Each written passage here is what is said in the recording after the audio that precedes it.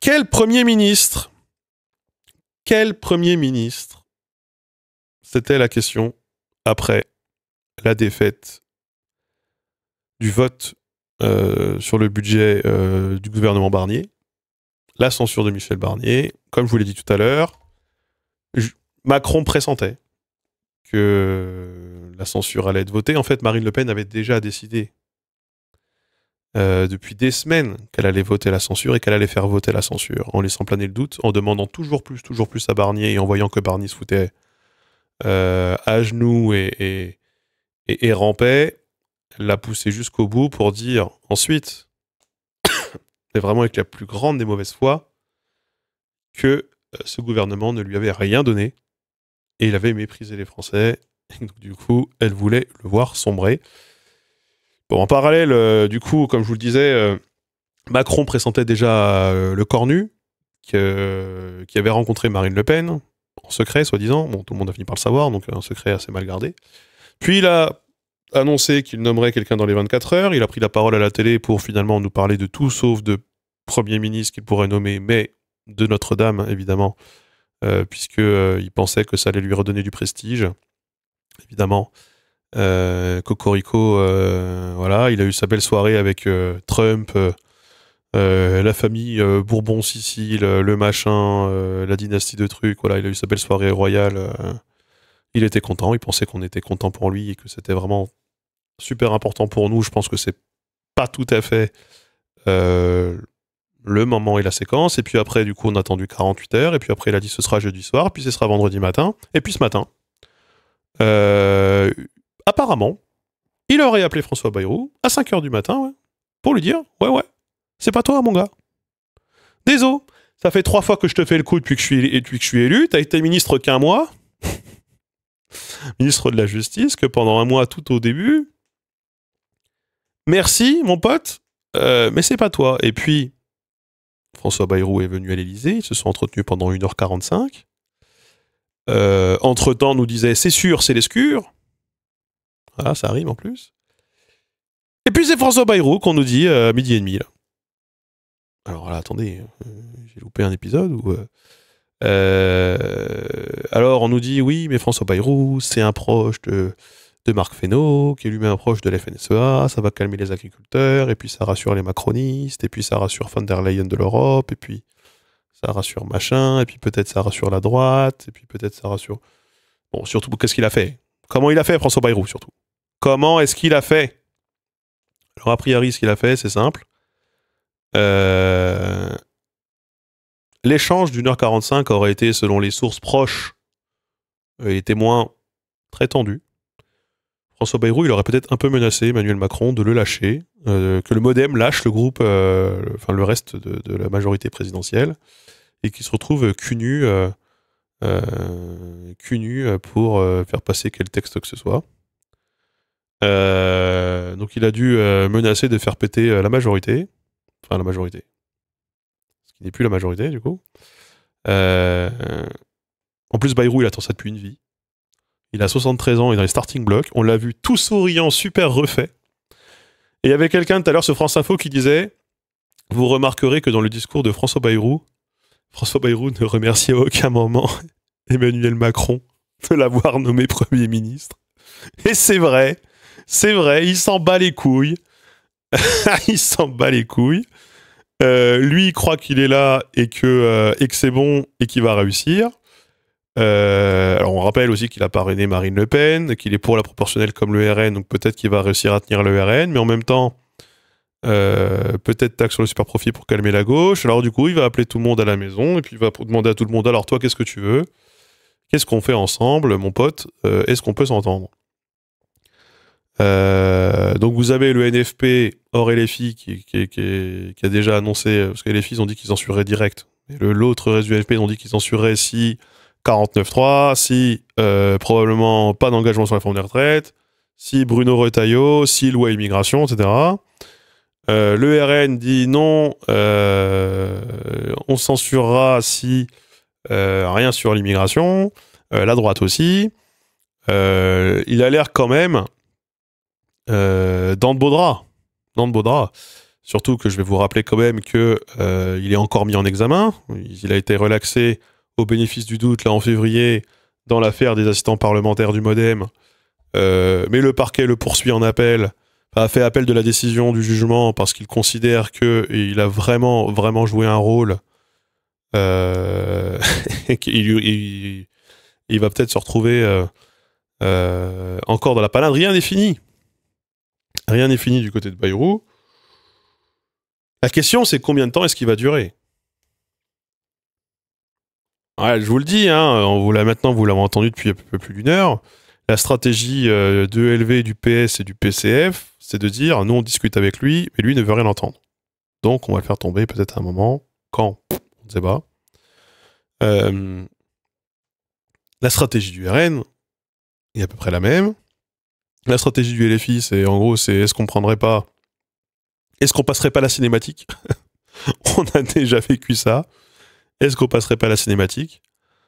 Mais ils y croient, eux. Eux, ils y croient. Ils veulent appliquer la même politique avec les mêmes personnes et YOLO, on repart, quoi. C'est assez désespérant.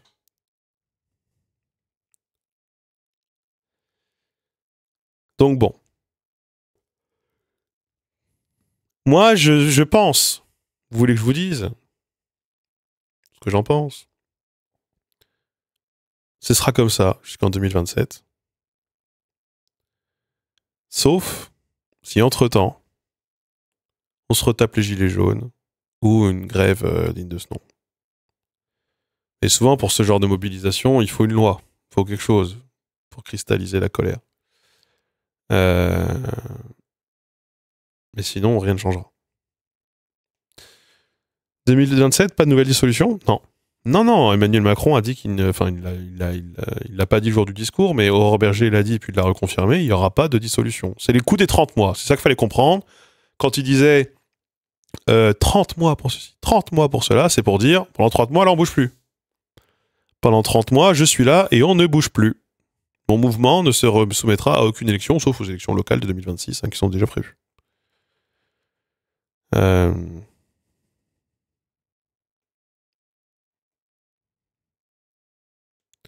Oui, il va probablement perdre encore plus de députés s'il dissout, donc il va pas dissoudre.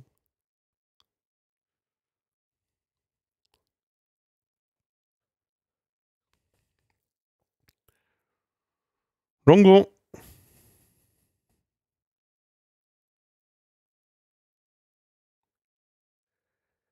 Non, je ne pense pas qu'il ferait une dissolution. Il ferait pas une dissolution des municipales, il ferait pas une dissolution moins d'un an avant l'élection présidentielle.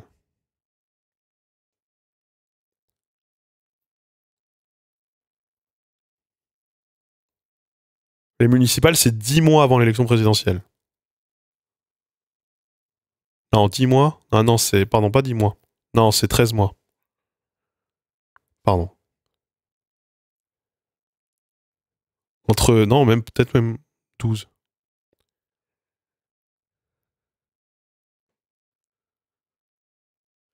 Qu'est-ce qu'ils font si ces gouvernants se font censurer en boucle? Pas grand-chose. Ils font rien, statu quo.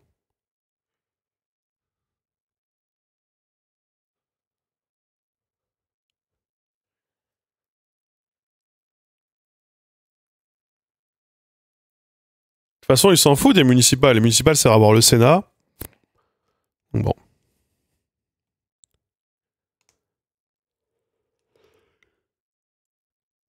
Que va-t-il se passer donc? Bah. L'avenir est très incertain. Là, l'avenir politique est très très incertain. Mais il faut, voilà, la seule chose qui puisse faire bouger une ligne, c'est un mouvement social. Et un mouvement social, ça peut partir d'une loi, et une loi, ça peut partir d'un fait divers. Voire un mouvement social, ça peut partir d'un fait divers.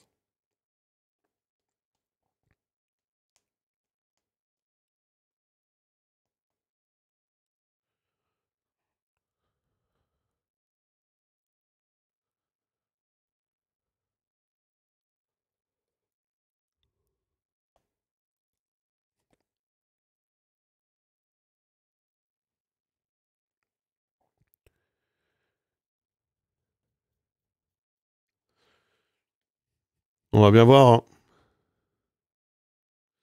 Genre, voilà, genre l'affaire Naël, quoi. Ça peut, hein.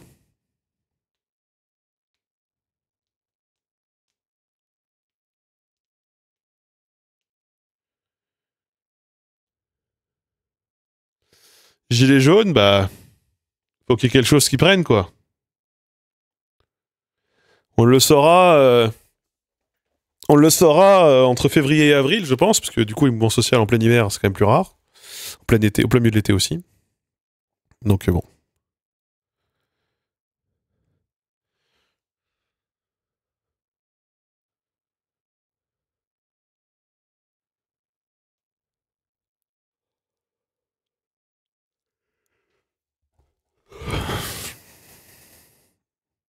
La fille qui a accouché sur un banc devant l'hôpital, c'était à Dijon. Terre-terre. C'est là où sont mes sœurs.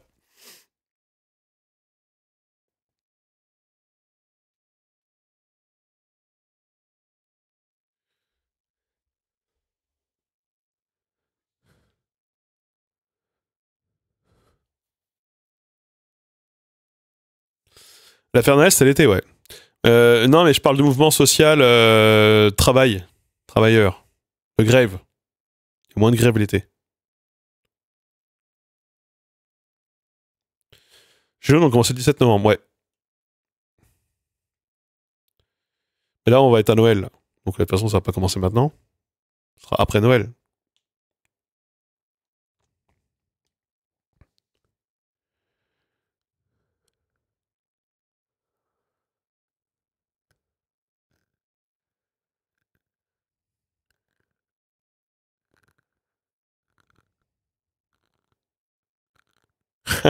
On fixe une date?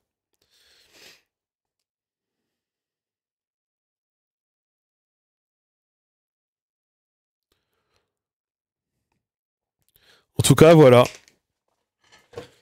Voilà où on en est. La même chose, on reprend les mêmes et rebelote. Un mouvement social, en quoi ça va bouger le gouvernement? Bah là, tu vas peut-être toucher une prime Macron en fin d'année, bah ça c'était les gilets jaunes.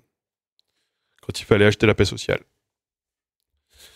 Les mouvements sociaux, ils ont des impacts. Hein. Nuit debout, ça avait eu un impact assez important sur la... Ne serait-ce qu'au moral. Ne serait-ce que quand la bourgeoisie se sent en danger, quand la bourgeoisie a peur qu'on vienne attaquer sa maison, ou qu'on vienne l'assiéger, ou qu'on vienne mettre feu à son restaurant, ils sont prêts à lâcher du lest.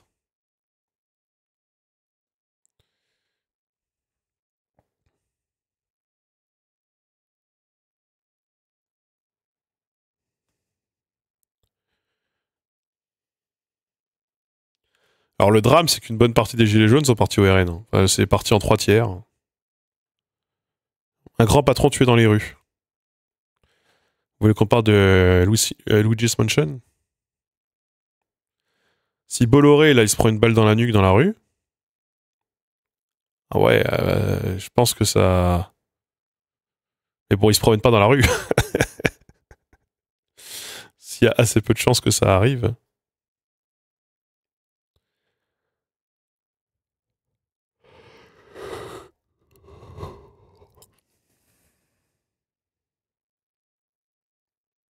Mais c'est assez intéressant de voir que toute la bourgeoisie s'indigne. Je l'ai vu sur Twitter, même en France.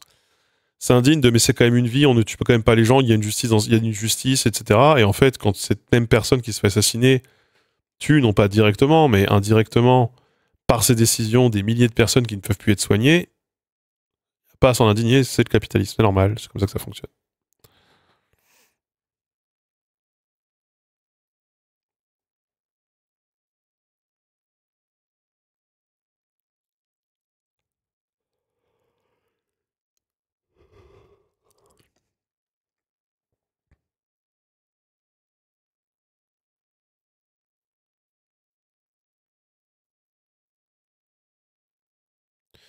La proportionnelle, la proportionnelle, c'est quand tu décides, alors proportionnelle intégrale, hein, quand tu décides par exemple qu'aux législatives, t'as qu'un tour, et que chaque parti récupère en nombre d'élus, proportionnellement parlant à l'Assemblée, son pourcentage dans les élections. Par exemple, si tu fais 10% dans une élection, tu récupères 10% des députés. Et du coup, tu es obligé d'avoir un... Ça va qu'avec un régime parlementaire, pour moi. Dans un régime présidentiel, j'ai très envie de voir, hein, mais ça impose nécessairement des compromis, des discussions, des coalitions. T'as pas le choix.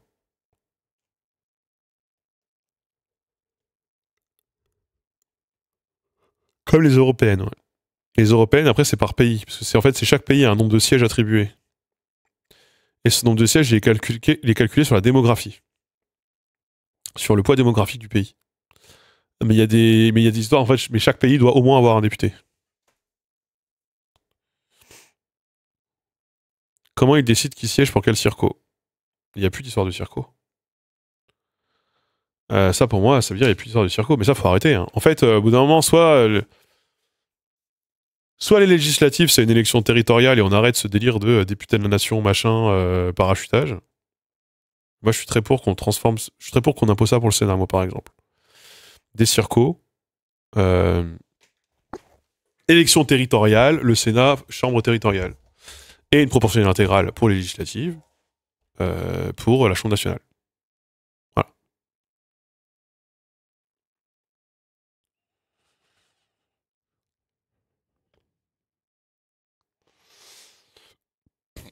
Pourquoi les mouvements sociaux passés donnaient plus de résultats?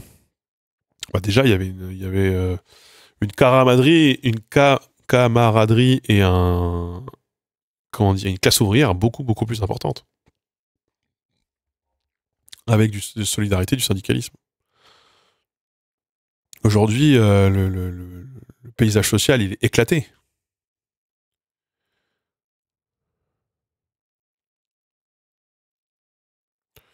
Il est éclaté. Aujourd'hui, t'as plus, t'as pas une grande société qui serait Uber avec des dizaines de milliers de travailleurs avec les mêmes conditions, le même contrat dans le même hangar. Non, maintenant ils sont tous auto-entrepreneurs et concurrents les uns des autres. Euh, donc bon. Il y avait moins de répression dans les années 30, non.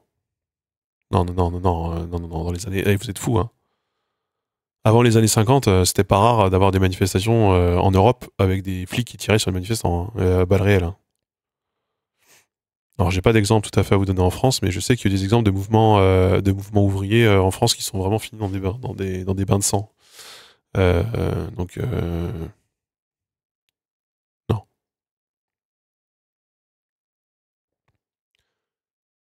En Allemagne aussi.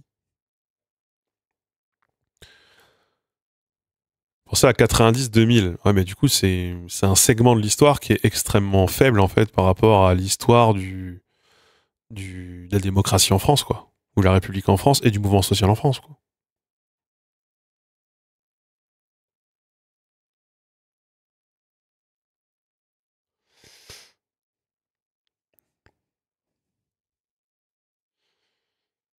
Et le syndicalisme, ça s'est effondré. Et puis ça prend plein de formes aujourd'hui, le syndicalisme. Il y a beaucoup d'associations. Puis, alors, attends, pardon juste, mais le syndicat majoritaire, c'était la CFDT aujourd'hui, dans le privé. La CFDT, c'est des macronistes, hein. C'est la culture du compromis, mais surtout d'un seul côté, quoi. Là où le syndicalisme, normalement, pour le coup, c'est vraiment la culture du rapport de force.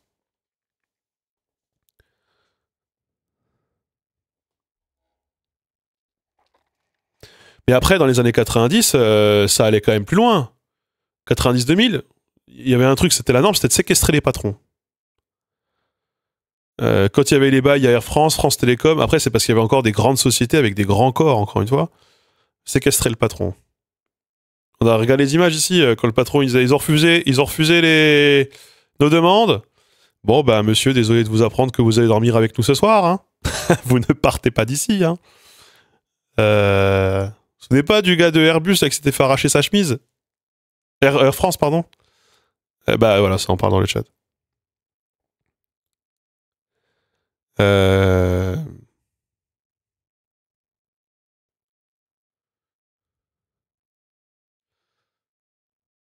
Donc bon.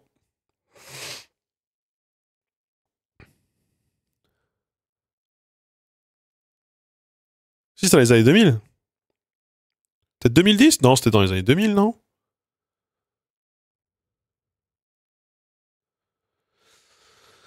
En ce moment, Stellantis fait exactement la même chose, mais personne n'en parle.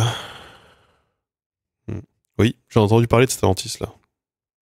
Il y a le PDG qui a démissionné, là. Hein.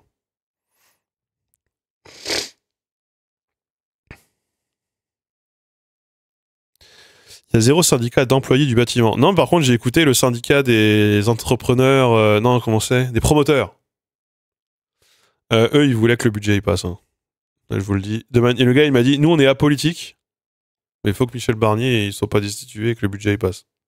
Mais t'es apolitique. Mais...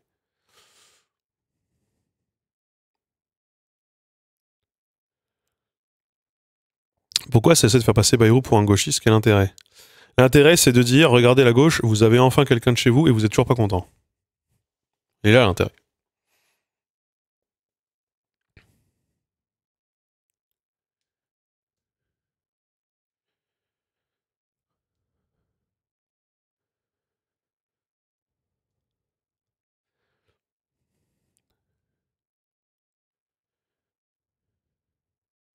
Peine d'amende à 500 euros. Putain, aujourd'hui, on n'en est pas là. Alors déjà, moi, putain, je ne comprends pas. Pourquoi est-ce qu'à gauche, on n'a pas ouvert une séquence où je pense que tout le monde à gauche serait d'accord pour dire on arrête avec les amendes forfaitaires. Maintenant, tout est un pourcentage du revenu. Et du revenu déclaré, hein, pas du revenu du travail.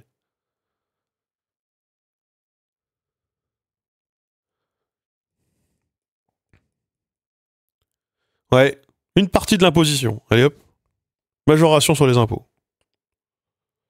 En Finlande aussi, j'ai vu ça. Il y avait un gars qui s'était retrouvé à payer une amende de 100 000 balles en Finlande. S'il avait fait un excès de vitesse, il était très riche. Il avait abusé. Il avait pris du tarif et.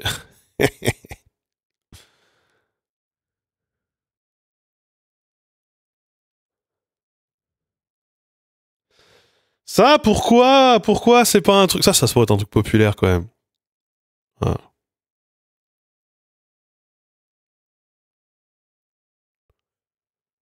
Conseil constitutionnel serait ok? Ça rien.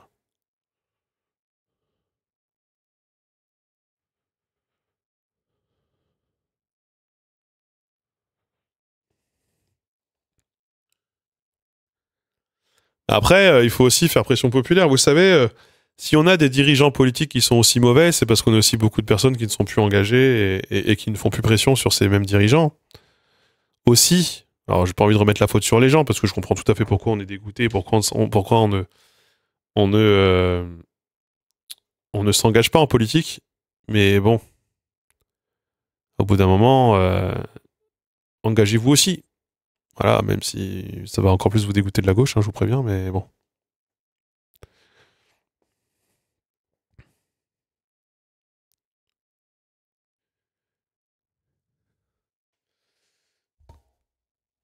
Les politiques sont trop riches pour voter ça. Ouais, c'est comme les lois sur les logements. Ouais, ça, ils sont pour encadrer les loyers. Bon, c'est du communisme. Ils sont pour construire des logements sociaux, parce que de toute façon, tu me diras, ça fait du PIB. Mais alors, remettre en cause le droit de propriété lucrative, ça, c'est... Même à gauche, bon, pas l'ambiance.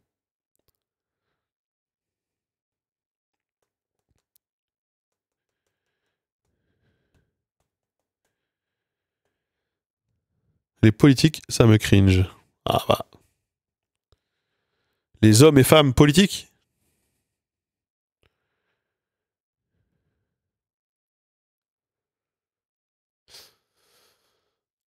Tu voudrais limiter le nombre de propriétés? Bah oui. Tout le monde dit c'est quand même pas normal d'avoir 3 voitures. Ça, c'est un discours qui devient normal maintenant. Mais alors, avoir 3 appartements, ça, c'est toujours pas encore intégré que c'est quand même pas normal non plus.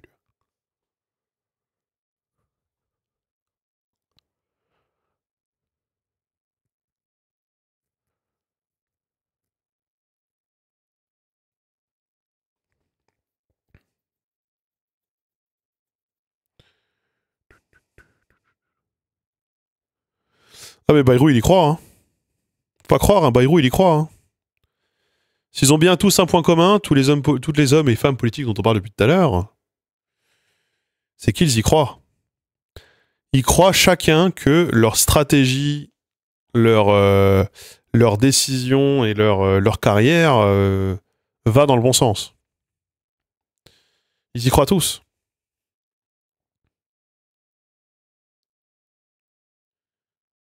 Ils sont tous d'élus, hein, mais bon.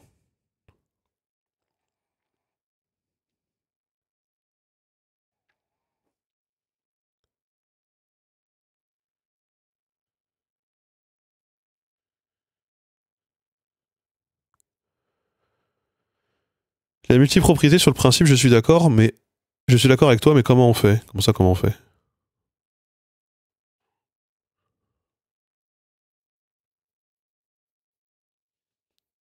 Je comprends pas la question.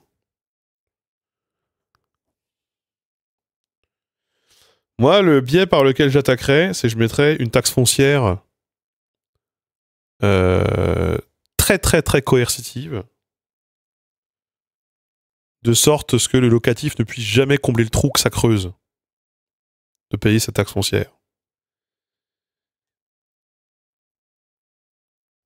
Je pense qu'ils finiraient tous par vendre. C'est ce que théorise Henrik David dans son bouquin Le Capital c'est nous. Bon, c'est pas le seul. Lui, il dit que c'est comme ça qu'il faut faire, plutôt que saisir. Voilà. Mais oui, sinon, dans l'idée, moi, je suis pour interdire la rente lucrative. C'est-à-dire, à la limite, on pourrait se dire, t'as le droit d'avoir plusieurs appartements, au départ. T'as juste pas le droit de les louer contre l'argent. Sinon, t'as un hôtel. Enfin, normalement, c'est aux hôtels d'avoir le monopole là-dessus. Ah.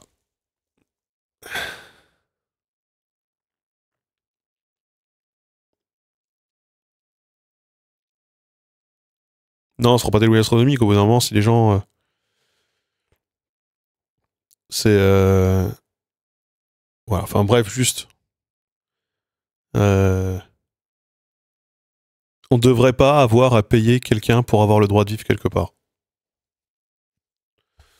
Pour moi, c'est vraiment ce qu'il reste du servage, quoi.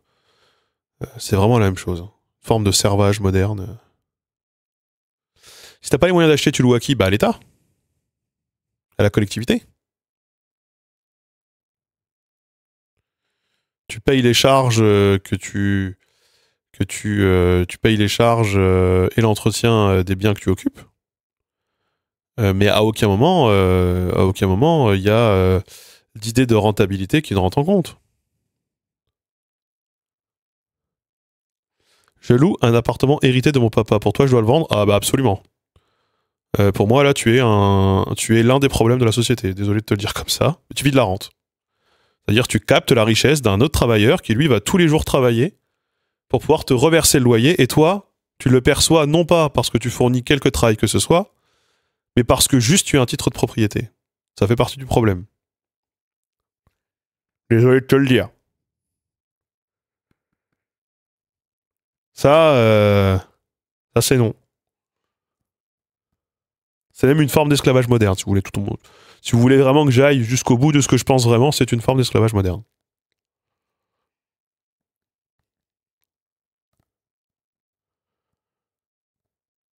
Ça vous paraît peut-être un peu radical dit comme ça, mais c'est vraiment ce que je pense. Très sincèrement ce que je pense. Et je vais vous dire un truc qui va vous choquer. Mais pour moi, le truc de... on va s'acheter un appart, comme ça on sera à la retraite et on pourra avoir quelque chose pour subvenir à nos besoins et s'occuper de nos vieux jours. C'est un peu la version 21e siècle des planteurs de canne à sucre du 17e qui se disaient on va s'acheter un esclave, quoi, vraiment. C'est comme ça, il pourra s'occuper de nous, de la propriété, nous mettre bien, nous faire des bains chauds et on n'aura pas besoin de s'occuper de la récolte nous-mêmes. Mais on continuera d'en bénéficier des fruits, quoi, de ces fruits-là. C'est vraiment, bon là, je sais que c'est un peu lourd à avaler, hein, comme ça, dit comme ça, mais c'est vraiment ce que je pense, très profondément au fond de moi. C'est une forme d'esclavagisme moderne. Quid de l'entretien du bien et des taxes? Payé par le propriétaire, payé par l'occupant. Payé par l'occupant. Tu pourrais être locataire, juste tu es locataire d'un bien public. Mais là, on n'est pas sur le programme de la France Insoumise, hein, si je peux me permettre. Certainement pas, hein. On est un peu plus à gauche.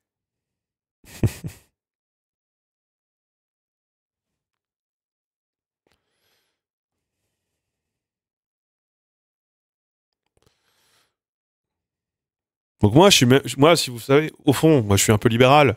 Je suis pas contre que vous mettiez en SCI pour acheter une maison, racheter la maison familiale à plusieurs parce que c'est la maison de votre enfance et que vous voulez la garder pour aller en vacances. Par contre, dès l'instant que vous commencez à vouloir mettre des gens dedans l'été pour qu'ils y passent des vacances contre de l'argent, enfin non, vous devenez un village vacances là. Du coup, vous montez une société et vous êtes désormais propriétaire d'un village vacances et du coup, vous payez toutes les taxes, tout l'entretien et tout ce qui est afférent à ça.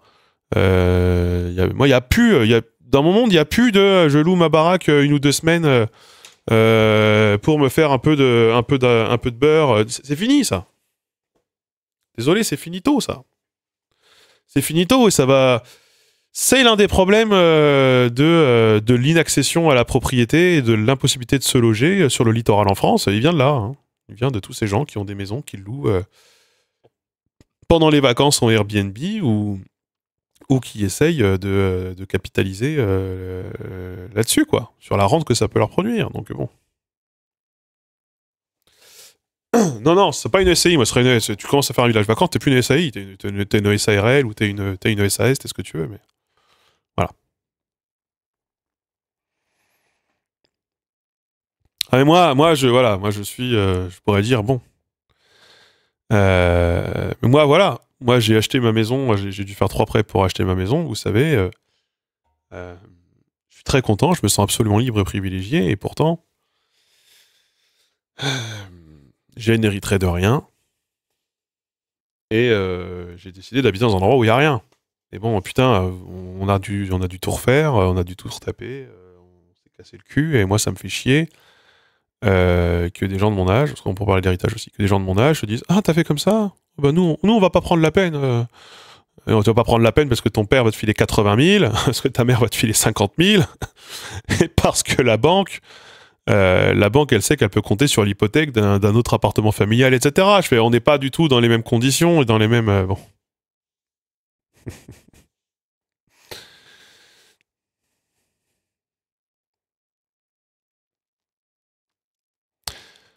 Ouais, 27 ans. Pendant 27 ans, je dois rembourser ma banque et en ce moment, c'est difficile. En ce moment, c'est très difficile de rembourser la banque. On est dans une période où c'est compliqué. Ah non, mais c'était déjà écrit dans le manifeste du Parti communiste de 1848. On n'est pas là pour voler votre peigne ou votre brosse à cheveux. L'État ne doit pas être propriétaire de tout. L'État doit être propriétaire de ce qui sert à la collectivité. Et il me paraît euh, vraiment, ça va de soi pour moi que si le transport, l'éducation, la santé, ça fait partie du public, le logement aussi. Les gens doivent se soigner, les gens doivent comment dire, se déplacer, mais les gens doivent aussi vivre quelque part. Il faut donc que l'État, il ait un parc conséquent, quoi. De toute façon aussi, quoi. Pas que du logement social. Après, pour moi, ça doit être géré, ça devrait être géré euh, par la commune. Voilà, bon, la commune a tant de trucs. Bon, bah, on vous met dedans, vous payez l'entretien, vous vous occupez des travaux, mais c'est pas votre maison, quoi. Voilà. L'accès à la propriété, c'est vraiment ardos. Ah bah, en ce moment, oui. En ce moment, oui, les prix commencent à baisser, mais c'est sans commune mesure avec le coût du prêt, ce que le coût du prêt a pris en fait. Toi, en tant qu'acheteur, tu vas payer plus pour la même chose aujourd'hui qu'il y a 3 ans. En tant que vendeur, tu gagnerais probablement un poil aujourd'hui moins que qu'il y a 3 ans, mais en tant qu'acheteur, tu payes beaucoup plus. Vraiment. Là, moi, mon troisième prêt, il est à 8%, hein. Salut, hein. Bon, j'ai emprunté que 10 000, mais putain, les 10 000 à rembourser à 8%, je vous dis pas, je vous dis pas la merde que c'est, hein. Je vous dis pas comme il tabasse, hein. Ah, je paye beaucoup plus que mes anciens loyers. Je paye 1,5 fois plus. Je paye 1 100 € là, par mois là, pour rembourser ma maison. Mon tout premier prêt, c'est 600 € au total, pour tout. Et puis on a dû refaire un prêt travaux de 50 000. Et bien ce prêt travaux de 50 000, comme s'il est sur 10 ans et qu'il a 4%, il me coûte autant par mois que le prêt de 265 000 par mois, en mensualité. Merci Takio pour le prime.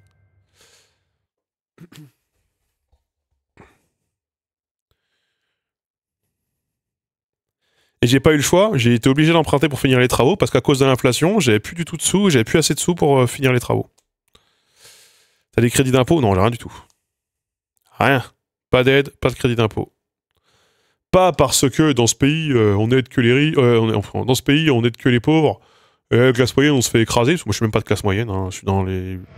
Si j'en regarde dans les papiers, je suis même dans la classe défavorisée, moi. En ce moment, puisque je suis à 900 € de chômage et que ma femme est à 600 € de chômage. Merci, papier crépon. Et évidemment, bon, bah, ponctuellement, j'ai de l'argent de Linguisticae. On va dire, j'ai à peu près 7-8 000 € en plus des 900 € à deux, répartis à deux sur l'année. À la louche. Donc, on vit pas non plus comme des oufs, quoi. Et ben, on a. En fait, si jamais je suis pas aidé, c'est tout simplement parce que, précisément, parce que je suis pas assez riche. Parce que quand tu es très riche, il y a plein de dispositifs qui s'activent, celui tu fais de l'investissement, machin, du truc. Notamment l'investissement locatif, il est super subventionné en France, extrêmement subventionné. Vous savez que vous pouvez faire payer votre taxe foncière par vos locataires, quand vous êtes. Enfin, indirectement par vos locataires. Enfin, vous pouvez en gros faire déduire votre taxe foncière de vos impôts, enfin des loyers que vous percevez dans vos impôts. En gros, tu peux te faire rembourser ta taxe foncière, en gros, si jamais tu es dans une zone où tu investis. Mais là, nous, on est dans une. En fait, c'est surtout les dispositifs d'aide sont faits pour que ce soit difficile à demander des aides.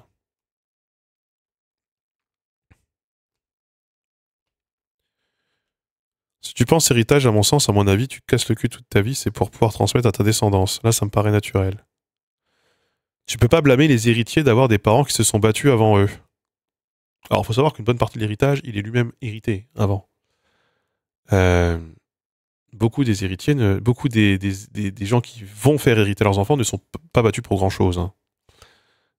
Ils ont eux-mêmes reçu en héritage. C'est comme ça que naît la concentration des richesses. Et puis surtout, tu comprends bien qu'il y a un problème. Si chacun accumule un nombre de biens fini, voilà, le nombre de biens est fini, et qu'à chaque génération, tu accumules un peu plus pour léguer en totalité ce que tu as, parce que quand même c'est à toi et que tu as travaillé pour l'avoir. Tu comprends bien que ça ne peut se faire que si en parallèle, d'autres perdent leurs biens. La quantité de biens, on parle de biens immobiliers, il est fini en France. Il n'est pas illimité. Donc si certains gagnent plus, et si certains, génération par génération, concentrent de plus en plus, ça veut bien dire qu'il y en a d'autres qui ont de moins en moins la possibilité d'accéder à la propriété, voire qui perdent cet accès à la propriété. Donc c'est générateur d'inégalité, hein, pour le dire assez simplement. Vous comprenez bien ça? Vous comprenez quand même?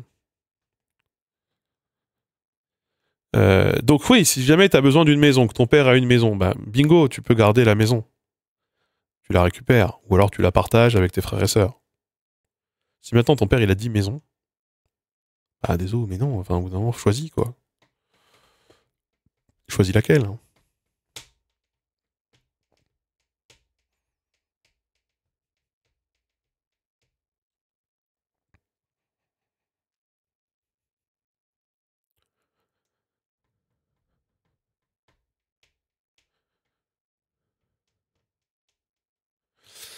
Mais vous l'appliquez ça aussi pour une société? Par exemple, je me suis cassé le cul à créer une société qui s'appelle Linguisticae. Je vais avoir des enfants. Ce serait quand même bien qu'à la fin, Linguisticae, ce soit un empire et que ce soit mon enfant qui reprenne le flambeau. Mais en fait, bah désolé, mais si mon enfant est un incompétent total et qu'en plus il en a pas envie, et pourquoi est-ce que je lèguerais pas ça à quelqu'un d'autre? Merci Mimo pour le prime. Et pourquoi qui que ce soit devrait d'ailleurs en hériter? Parce que ça, par exemple, c'est un vrai problème. Savoir que là, on est en train de travailler sur la recréation d'une société de production avec d'autres personnes avec qui je travaille. Savoir qu'on fait des pactes, etc., pour que si je meurs, ce soit pas Maïtana qui récupère mes parts, mais mes associés. Parce que sinon, c'est comme ça de base. C'est-à-dire que de base, là, si je meurs demain, si on n'a rien fait, on n'a pas fait de pacte d'associés, on n'a rien prévu dans les règles, etc., dans les statuts, dans quoi que ce soit, si je meurs, Maïtana, qui n'a rien à voir avec tout ce que je fais sur Linguistica, enfin, elle n'a pas rien à voir, mais en tout cas, c'est pas elle qui écrit les vidéos, c'est pas elle qui les monte, etc., bah, c'est elle qui se retrouve à être héritière des parts. Merci le sculpteur pour le prime. Alors que c'est pas elle qui apporte quelque force de travail que ce soit.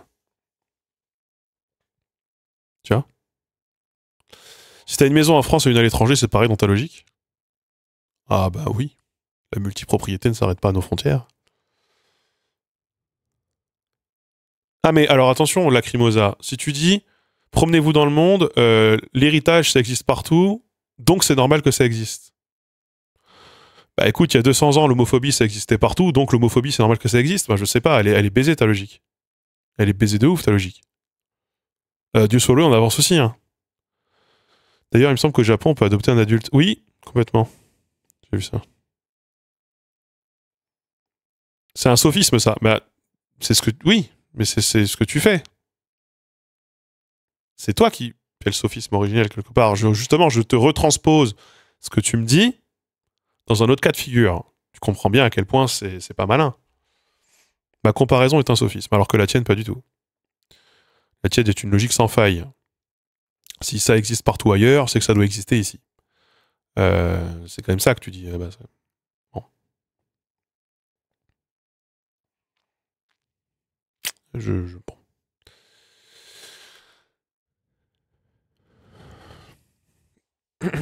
Pour la scope, j'avais pas pensé où vont les parts à la mort. Bah nous, c'est redistribué entre les associés, je crois. Ou alors c'est... Oui, je crois que c'est ça.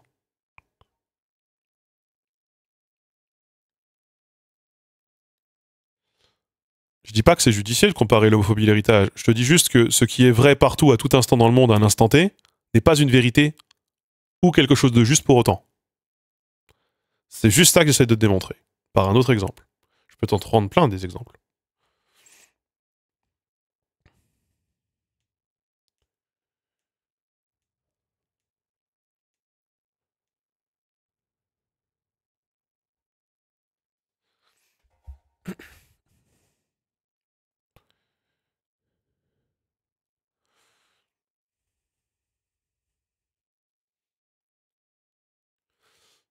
Par exemple, je pense que on pourrait vérifier, mais dans peut-être à peu près tous les pays du monde, les femmes sont moins bien payées que les hommes. Bah du coup, pourquoi est-ce qu'on se ferait chier à avoir l'égalité salariale puisque dans le reste du monde, elle n'existe pas? Peut-être une raison, parce qu'elle n'existe pas, donc pourquoi est-ce qu'on... Tu vois. Là, on peut parler, bah, c'est la même chose, hein. Désolé, mais même débilité. Hein. Même débilité argumentative. C'est juste que l'un, tu t'es senti indigné par l'homophobie parce que tu trouves ça peut-être dégueulasse, alors que tu justifies peut-être un peu plus que l'inégalité salariale puisse exister. Mais en réalité, euh, le fond, la logique est la même chose. Tu peux pas dire ça existe partout, donc. Bah non. Il y a plein de choses qui existent partout et qui ne devraient pas exister. Merci Mungenzo pour les 6 mois. Par exemple, les os. J'en sais rien. Quoique les os, moi je suis pas fondamentalement contre, mais on pourrait avoir ce débat, se dire, bah, à une époque, les os humains, ça existait. Bon, la colonisation, j'en sais rien. L'esclavage. Bon, passons à autre chose. Laissons-le tranquille. Mais je trouve ça, je trouve ça stupide, mais j'essaie de te montrer pourquoi je trouve ça stupide. Parmi les 42 milliardaires français, près de 80 d'entre eux ont hérité de toute une partie de leur fortune. Oui. La peine de mort, oui, ça a été la norme jusqu'à très récemment, probablement dans le monde. Oui, il y a peut-être des pays qui étaient cons, je ne sais pas.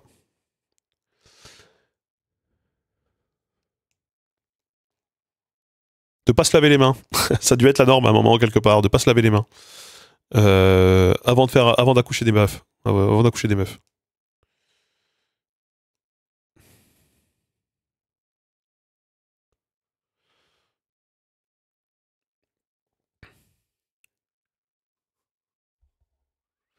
Beaucoup de choses.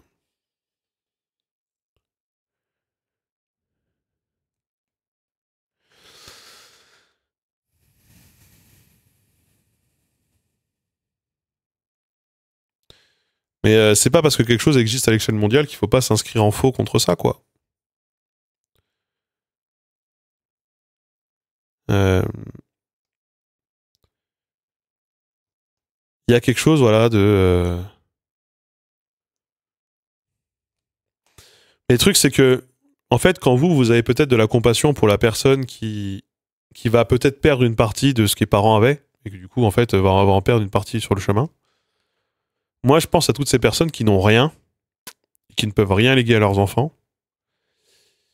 Et ces enfants qui ont rien doivent sans cesse se lutter dans un monde face à des enfants qui ont tout. Et ces enfants qui ont tout leur donnent en plus des leçons sur comment vivre, comment avoir du mérite et comment prendre l'ascenseur social. Donc c'est ce que François Bayrou a fait par exemple. Euh, Moi je trouve ça insupportable. Moi je trouve ça insupportable.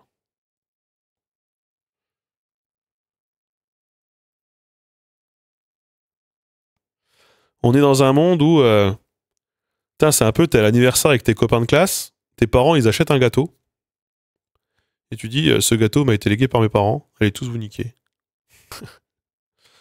Je prends tout le gâteau. Non, on partage. Despacito, j'aimais bien la musique, moi.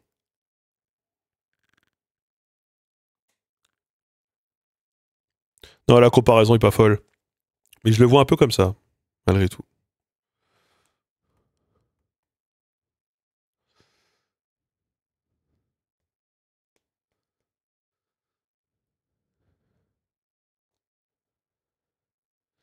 Genre, on a rien à foutre du climat. Je pense qu'il y a des gens qui en ont plus ou moins rien à foutre du climat. Il y a des gens qui ont, pour qui c'est un besoin plus impérieux.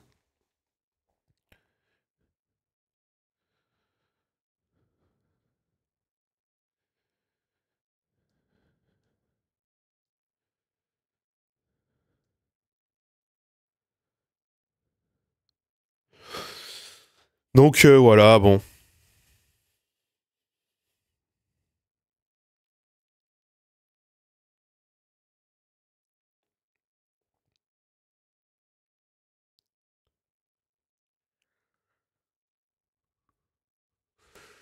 Moi, les trucs d'héritage qui me rendent le plus ouf, c'est des gens alors qui héritent par mariage, machin, des œuvres morales ou intellectuelles d'un auteur qui est mort depuis longtemps. Genre les descendants de Hergé ou je sais pas, ou de Maurice, ou de je sais pas quel dessinateur qui va dire désolé, vous devez me payer pour pouvoir utiliser Lucky Luke ou Tintin, j'en sais rien. Euh, ou Astérix. Je suis en mode, mais le gars est mort. Enfin, les gars sont morts. Euh, Pourquoi je dois te payer toi? T'es qui? T'es qui dans le bail? Pourquoi toi? Ça, moi, ça, j'arrive pas, par exemple. Les droits patrimoniaux. Ouais. Ça, perso, mes parents sont fonctionnaires, j'hérite de quoi si j'hérite du fruit de leur travail? Rien, ils ont servi la collectivité. Ouais. Ouais.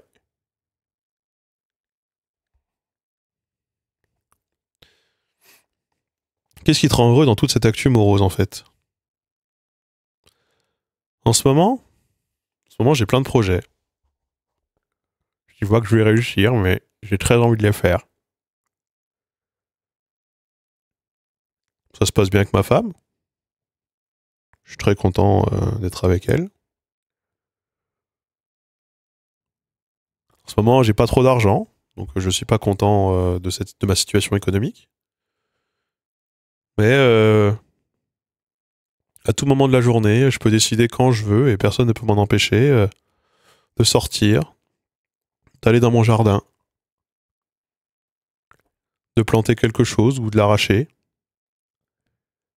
Et ça parce que je suis mon propre patron et parce que je suis dans mon propre chez moi et vous vous rendez pas compte à quel point je me sens libre. Grâce au chômage, donc le travail des autres. Bah, grâce au mien. Ouais. Grâce à ce que j'ai cotisé, ouais. Stopper le travail quand tu veux, c'est The Privilege. T'as pas idée. Oh, tellement, tellement, tellement. T'as fait où avant? J'étais en portage salarial avant. T'as fait pour moi. Pendant 5 ou 6 ans. Un peu, bon, plus de 5 ans. Pendant un peu plus de 5 ans, j'ai cotisé. Plutôt que me payer en autorat, je me suis payé en contrat de travail. Donc j'ai bien, bien cotisé. Pour notamment avoir le droit au chômage. Comme ça, le jour où je partais, je pouvais rebondir sur mon chômage. C'est ce que j'ai fait, précisément ce que j'ai fait. Je ne culpabilise à aucun instant de vivre sur mon chômage qui arrive à la fin, là. J'arrive en fin de droit. À aucun moment je culpabilise, si vous voulez tout savoir. Mais vraiment pas du tout. J'adorerais vivre sur d'autres argents, j'adorerais vivre sur mon héritage, j'adorerais vivre sur l'argent de mes parents, j'adorerais vivre sur tout un tas de trucs. Mais je peux pas. Alors du coup, je vis sur mon chômage. Et je travaille pendant ce temps-là, d'ailleurs. Comment tu fais pour te motiver à travailler alors que tu ne peux pas travailler? Je sais pas, mais j'ai tout le temps envie de travailler. Mais j'ai jamais trouvé ce problème. J'ai eu le problème inverse, moi j'ai le problème du burn-out, moi. Mais...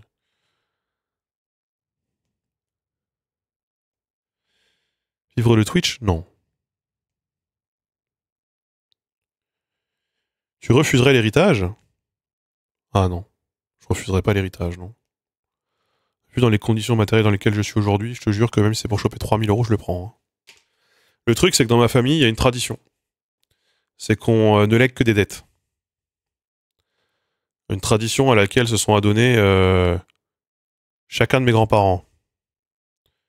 Donc on refuse l'héritage dans ma famille, par tradition évidemment, mais parce qu'on n'a pas envie de se retrouver à payer encore plus à la banque. Donc bon. Comment je vis avec ce paradoxe? Mais je vis très facilement, je ne vais hériter de rien. C'est pas dur de vivre avec ce paradoxe. Hein. Vraiment, je vais peut-être hériter de la bagnole de mon père, une poubelle qu'on va devoir couper en 6. La moitié pour sa femme s'il meurt, et puis l'autre moitié recoupée en 3 entre moi et mes 2 sœurs. Oh, c'est bien, j'ai chopé 500 euros. Incroyable, ce sera comme si j'avais une prime de Noël. Et voilà. C'est ce que ça m'aura coûté de perdre le seul parent que j'ai encore. Bah, incroyable. On parle pas, je pense qu'on parle pas du tout de la même chose, hein, concernant beaucoup de gens. Euh, hein Donc non, je ne culpabilise pas de vouloir prendre cet héritage. Parce que ça représente absolument rien. Ça représente absolument rien. Après, mon père est pas mort. Hein. Mais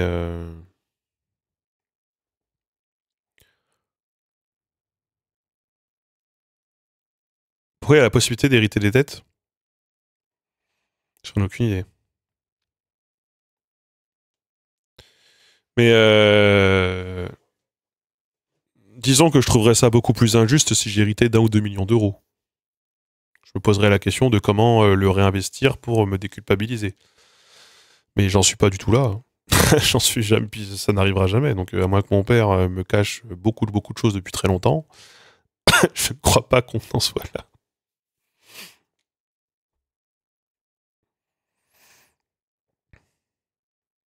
Toujours debout pour voter RN. Ouais, ou LFI, ça dépend de la conjoncture du moment, mais oui, c'est l'un ou l'autre.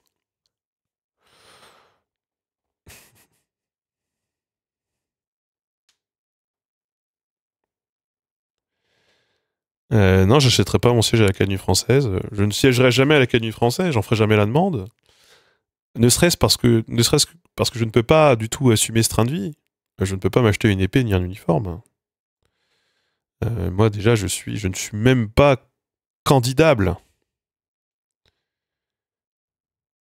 Acheter un HLM pour le louer à des loyers bas. Je pense que si j'avais hérité d'un immeuble quelque part, ouais, je l'aurais mis à la disposition de la collectivité, genre des anarchistes ou d'un groupe politique, ou des réfugiés, pour qu'ils puissent squatter. Pas les couilles. Vous payez l'eau, l'électricité, le reste, vas-y. Démerdez-vous, ça vous fait une maison. toute façon, je suis pas dedans. Donc, mais de toute façon, là, on parle de manière très hypothétique, ça ne m'arrivera jamais. C'est facile pour moi de faire des beaux discours. Jamais je n'hériterai de rien. Ah non, moi, j'ai pas voté RN. Oula, non, non, non. Oula. Qu'est-ce que t'as compris dans quelle phrase? Je parle de mon père. Je parle de mon père, je parle pas de moi. Ah non, moi, jamais de la vie. Jamais de la vie, je voterai. Non, non, s'il y a bien un truc dont tu peux être sûr, c'est ça. Je vote déjà pas PS. Je vote déjà pas macroniste pour faire barrage, alors voter RN, salut. Hein. Ah non, non, non, non, non, oh là. S'il vous plaît, pitié. N'allez pas colporter des rumeurs. Je vous en prie. Ah non, non, non, non, non.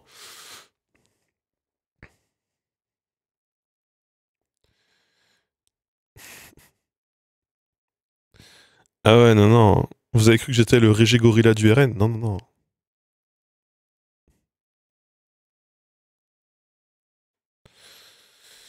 Ah non, non, et putain, oh là là. Parce que je répondais à quelqu'un qui parlait de mon père. Eh.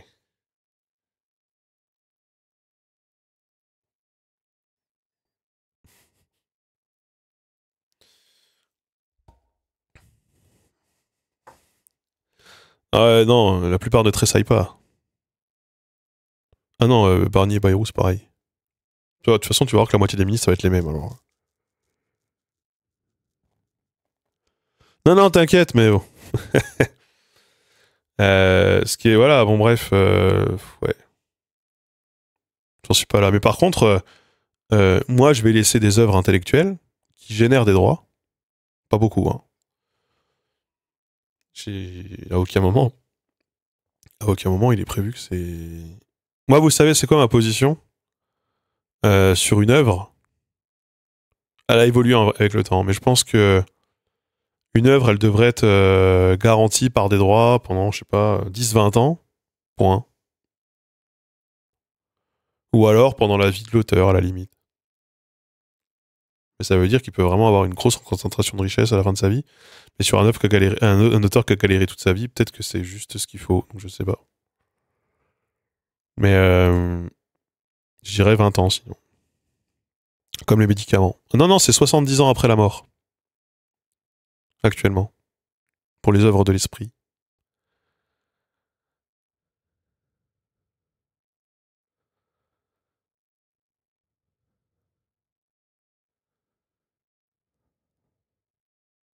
Propriété intellectuelle bientôt finie avec l'IA. Oh. 70 ans après la mort, c'est vraiment pété. Ouais. Ouais.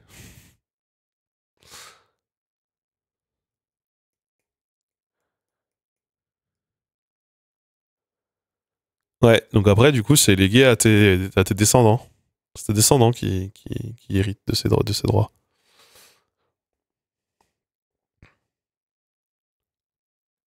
Et du coup, ça peut se léguer par mariage. Genre, si à la fin de ta vie, tu te maries avec quelqu'un, tu meurs, ça arrive à ta femme, puis ensuite ta femme canne, ça, c'est ses enfants, c'est les enfants de ta femme. Qui n'étaient peut-être pas forcément tes enfants à toi. Ils se retrouvent à gérer l'œuvre et à être. Comment on appelle ça? À être les. À être les. Pas les représentants légaux, les ayants droit. Les ayants droit. Vous savez tous, ouais.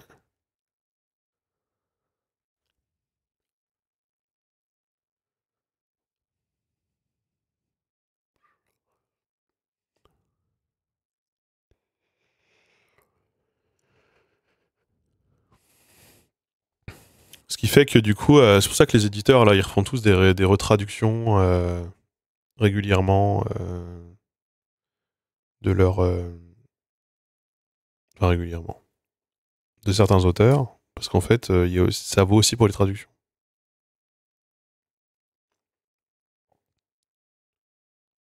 Là, on parle de droits patrimoniaux, pardon, droits patrimoniaux. Bah, est-ce que je touche de la scam? Voilà.